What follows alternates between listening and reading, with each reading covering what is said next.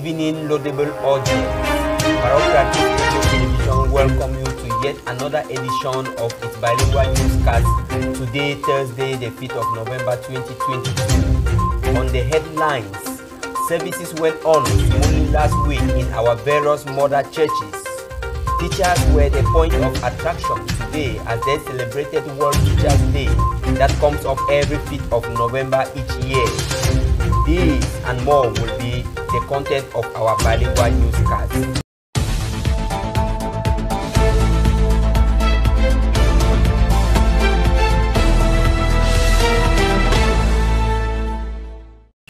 The first part is with you, Eldad Maken. Bonsoir, Eldad. Bonsoir, Célestin. Semaine riche en bénédictions sous la conduite du Saint-Esprit. Voici le compte rendu des cultes de la semaine dans les églises mères. C'est avec Narcisse Mavien.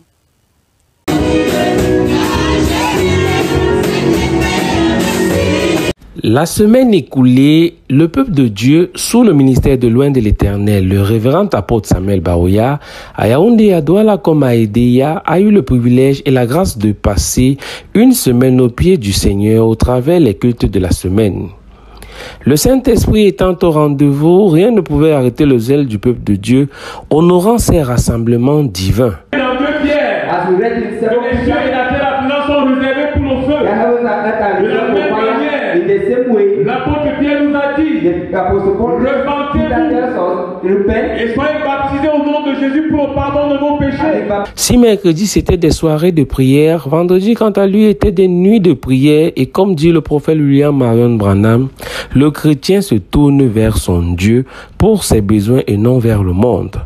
La voix de Dieu se fera entendre lors de ces différents rendez-vous au travers le message, la demeure future de l'épouse céleste et de l'épouse terrestre. Il a comme roi avec sa reine. Le deuxième. L'on peut donc retenir sans risque de se tromper que le peuple de Dieu a été béni. Et comme dit le prophète William Marion Branham, il n'y a pas de déception dans le Seigneur Jésus-Christ.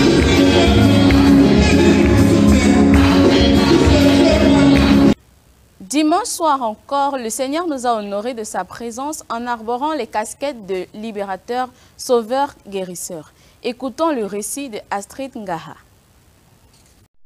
Les chrétiens du ministère du révérend Samuel Baroya ont encore répondu présent pour le culte des malades et délivrance ce dimanche 2 octobre 2022.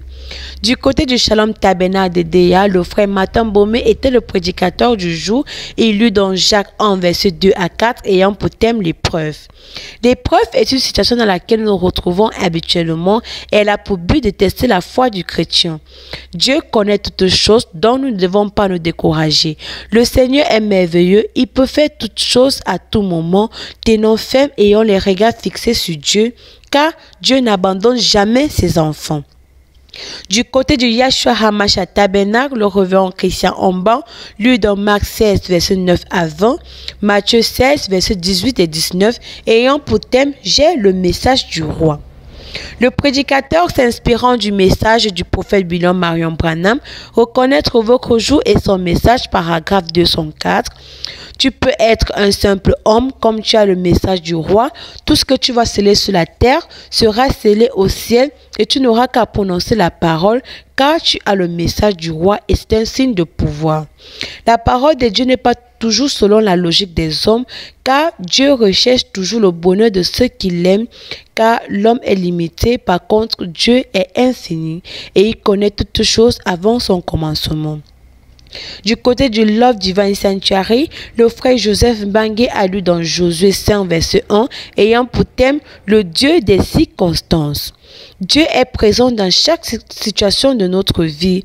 Peu importe les situations dans lesquelles tu te trouves, prends courage car Dieu n'a pas encore dit son dernier mot. Les gens qui t'insultaient, te méprisaient, seront dans l'étonnement lorsqu'ils verront ce que Dieu fera de toi. Ce fut le cas pour les rois des Amoréens, les rois des Cananéens près de la mer lorsqu'ils apprirent ce que Dieu avait fait avec les enfants d'Israël face à la mer Rouge. Ils furent découragés et avaient une grande crainte pour ce peuple. Alors confie-toi en l'Éternel ton Dieu, mets en lui ta confiance et il agira. Le groupe des commandos fit appel aux personnes venues pour la première fois. Des discernements, des visions tombaient.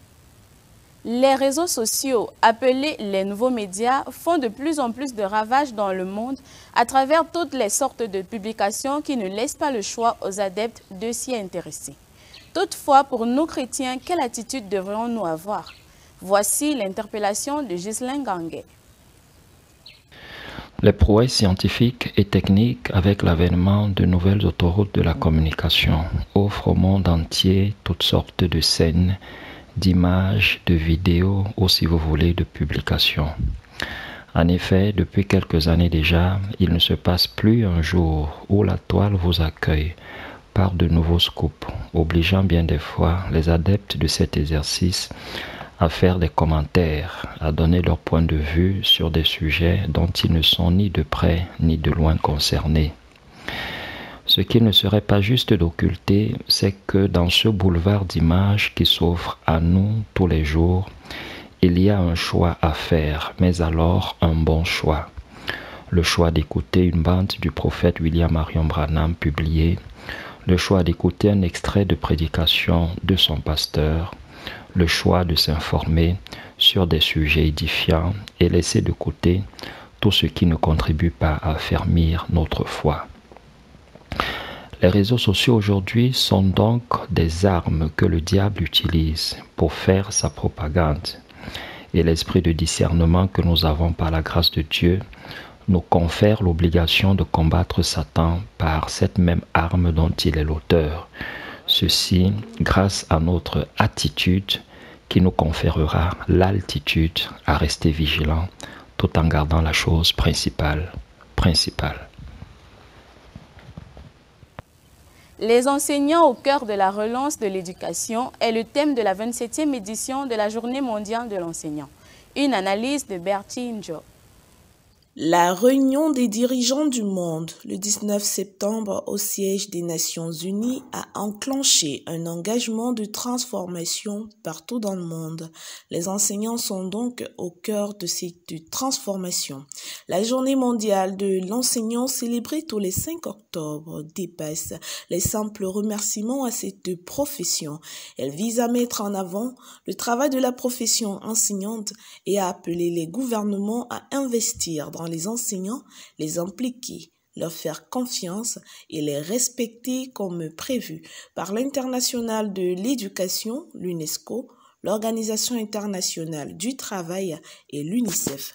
En ce jour commémoratif, un appel est lancé partout dans le monde pour ainsi garantir les droits du travail, impliquer les enseignants dans les prises de décision et faire confiance à leur expertise pédagogique. La réaction positive à la Journée mondiale des enseignants montre une prise de conscience, une compréhension et une appréciation significative de la contribution vitale que les enseignants apportent à l'éducation. Car la transformation commence avec les enseignants, ils sont le cœur battant de l'éducation. Que cette journée apporte une nouvelle fraîcheur à la profession enseignante. Hommage au corps enseignant, Bertie Njo pour Parole Créatrice Info. On ne devient lépreux qu'après un contact prolongé avec une personne contagieuse de lèpre. En page santé, Josiane Dilo nous dit clairement ce qu'il en est et comment la prévenir. On estime qu'il y a environ dans le monde de 7 à 8 millions de lépreux, dont plus de 90% répartis dans une vingtaine de pays d'Asie, d'Afrique noire et d'Amérique latine. L'Inde en regroupe à elle seule plus de la moitié. En Afrique noire, la prévalence de l'affection varie selon 2 à 5%. Parmi les lépreux, seuls les lépreux multibacillaires sont contagieux. Parlant de physiopathologie de la maladie, on ne devient lépreux qu'après un contact prolongé avec un sujet contagieux. La porte d'entrée des bacilles, le pré-bacille de Hansen est probablement cutanée. L'évolution de l'infection lépreuse dépend ensuite des capacités de réaction de l'organisme, soit dans la majorité des cas l'acquisition d'une hypersensibilité retardée vis-à-vis du bacille de la lèpre, bacille de Hansen, sans maladie. Dans un petit pourcentage des cas, réponse inadaptée, soit l'hyperréactivité locale entraînant le développement d'une lèpre riche en bacilles multibacillaires dite de les promateuses, soit variabilité de l'immunité cellulaire spécifique, responsable du développement d'une lèpre dite bordeline, tantôt possibaxillaire ou encore multibaxillaire. Parlant de diagnostic, la recherche du bacille de Ransen ne se fait que chez les sujets lépromateux ou bordelines, dans le subdermique, par frottis nasal ou encore sub biopsie cutanée. Parlant du traitement, les médicaments de base sont la rifampicine ou encore la clofazimine. Pour ne citer que cela, la chirurgie peut être envisagée dans certaines formes neurologiques en cours de poussée réactionnelle. La réhabilitation des lépreux est un problème important. Alors, pour prévenir la lèpre, l'essentiel de la lutte antilépreuse est basé sur le dépistage et le traitement multibacillaire qui sont les lépreux contagieux, l'introduction de la polychimiothérapie pour les traitements de forme multibacillaire fait envisager avec optimisme la lutte antilépreuse. La lutte antilépreuse demande des structures sanitaires spécifiques. Josiane Dilo, reporter santé PCI. L'artiste du célèbre Chambrise est rentré à la maison paternelle le mois dernier. Les hommages rendus à maman Henriette Fwamba, c'est avec Victoire Samé. C'est au matin du mercredi 14 septembre 2022 que la grande famille de Malachi 4 perdait l'une de ses plus belles voix. Maman Henriette Fwamba, puisqu'il s'agit d'elle, a souffert de longues maladies. Elle a composé plusieurs chants qui bénissent à chaque fois qui veut les entendre. Sa voix angélique a bercé plusieurs dans leur tendre enfance. Ses obsèques ont eu lieu il y a peu. Le révérend pasteur Lifoko du ciel invitait d'ailleurs tout le corps de Christ à y prendre part. Qui, en passant, nous croyons, Dieu l'avait doté d'un très très grand don et qui nous a fait beaucoup du bien. Donc tous les frères et sœurs de toutes les tendances du message sont invités. Le jeudi 22 septembre s'est tenue la veillée mortuaire au Musée national du Congo. Le vendredi 23 autour de 10h, la morgue du cinquantenaire de Kinshasa a accueilli un beau monde. L'enterrement s'est fait quelques heures après au cimetière Nécropole 1. Un micro par terre, tu es morte en chair, mais dans nos cœurs, tu vis encore, chère maman. C'est le message remarquable qu'on peut lire sur plusieurs fils d'actualité. Oui, maman Henriette reste inoubliable. Les musiciens congolais y ont organisé une soirée acoustique en mémoire de cette icône le dimanche 18 septembre 2022. Bon nombre y était présent.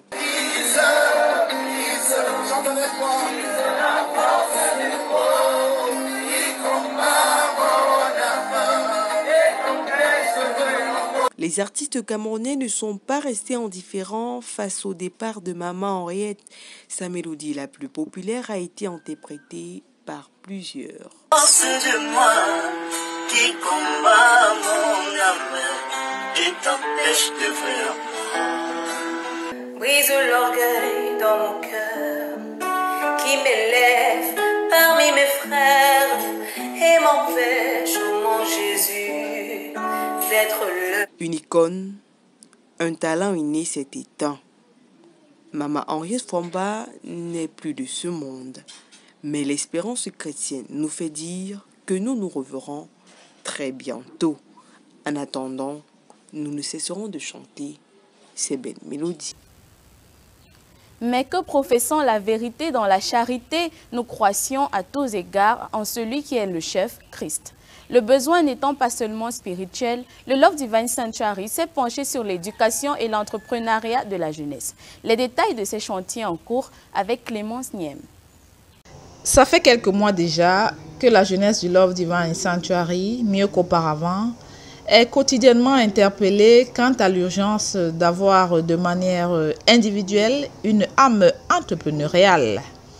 S'inscrivant donc dans le même sillage, l'encadrement de la jeunesse et son éducation, bien que n'étant pas un exercice nouveau au Love Divine Sanctuary, vient à point nommé et concourt au même objectif, la réussite socio-spirituelle. À l'initiative donc de notre pasteur, le révérend apôtre Samuel Baroya, et avec l'implémentation coordonnée par le révérend Simplice Essokoum, pasteur assistant au Love Divine Sanctuary.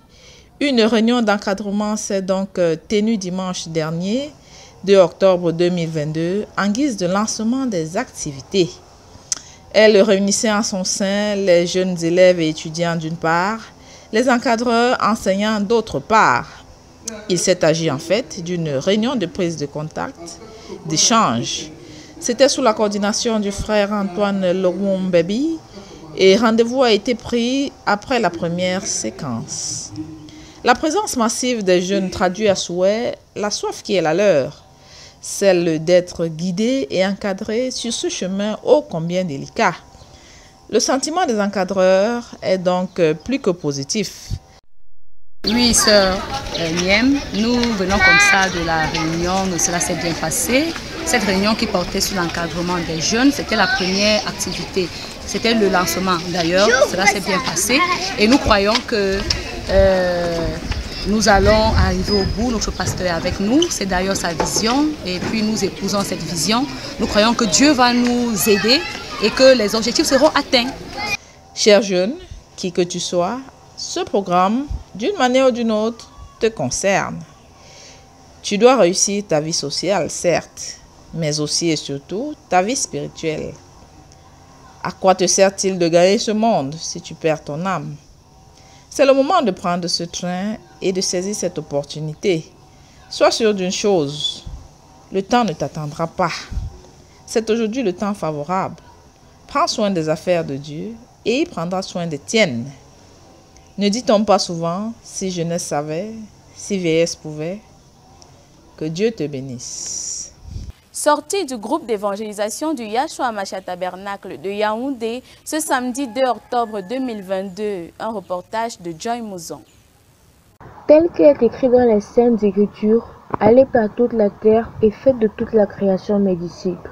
Ainsi, samedi 1er octobre 2022 à 14h, le groupe d'évangélisation du Yahshua Hamashiach Tabernacle de Yaoundé fit la sortie à la quête des âmes pour le Seigneur. Ciblé la zone de Maison Blanche de Touguébé, le groupe essentiellement composé de 5 personnes ramena plusieurs âmes à Christ grâce à la technique de porte-à-porte basée sur les exhortations du Saint-Esprit et le vrai baptême. En application avec la parole du prophète William Marion Branham qui dit « La guérison divine est un appart pour l'évangélisation », ils invitèrent les gens à la prière du dimanche soir. Malgré le temps pluvieux, il ne recula pas devant les difficultés sur le site.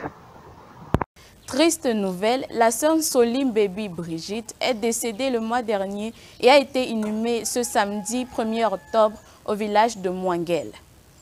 Une autre servante du Seigneur s'en est allée le vendredi 30 septembre pour la maison paternelle. Que leurs âmes reposent en paix. The Lord once more called unto his faithfuls to come and dine at his table last week as he prepared many surprises for them through the preachings of the messenger of the age, William Marion Branham, on Wednesday, Friday, and Sunday. Let's listen to the report of Promise Wungley.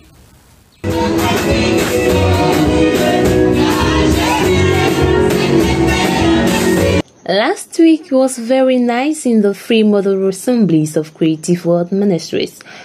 God never found a more delicious meal than to tape the future home of the heavenly groom and the earthly bride for his hungry royal seed of Abraham.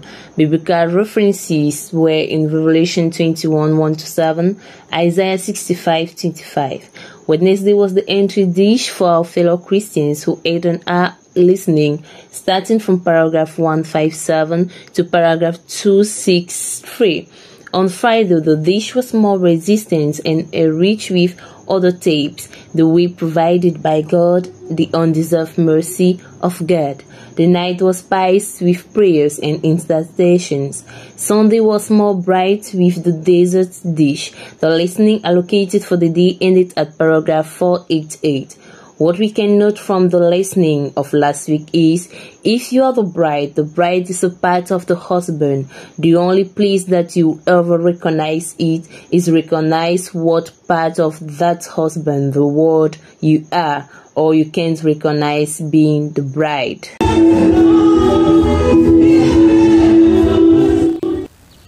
As usual, Brethren of Love Divine Sanctuary, Douala, Yahshua Hamashiach Tabernacle, Yaoundé, and Shalom Tabernacle, Edeya, still gathered last Sunday evening for more spiritual replenishment of their souls, but not forgetting the deliverance and healing of their bodies. Adasa Chwange brings to us that report. It was indeed a great day in the three churches under the ministry of Reverend Bawuya Samuel this Sunday, 2nd October 2022. As usual, from 5:30 p.m., all the burdens entered for a half hour of silence will last for 30 minutes. Going to the center region, they listened to a moment of praise conducted by Brother Nante Samuel. Then later comes the time for the word, a sermon that was preached by Pastor Christian Omba on the theme, I Have the Message of the King. Referring on the passage, Mark chapter 16, verse 9 to 20, and Matthew chapter 16, verse 18 and 19. With some example of the prophet about the little Londonian from the sermon book, Recognize Your Day and Its Message, from paragraph 204. Secondly, going to the Sanaga Maritime, the sermon was brought by Brother Martin Bohm on the theme, Trial. Finally, in the literary region, Brother Silas Nikano conducted the people in a moment of worship and praise, and then Brother Joseph Bange preached on the God of circumstances, referring on the passage Joshua chapter 5, verse 1. We thank God for His presence. Shalom.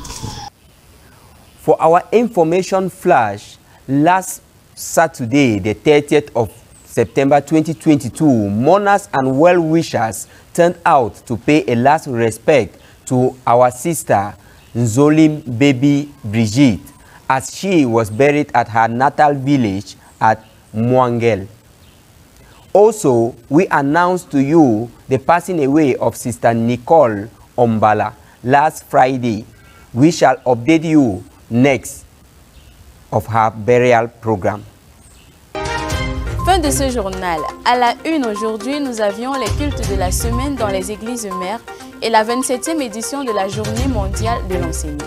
Ce 20h a été possible grâce à une réalisation de Merveille Niamsi, la coordination de Ghislain Gonguet et la supervision du révérend pasteur Bawuya Samuel.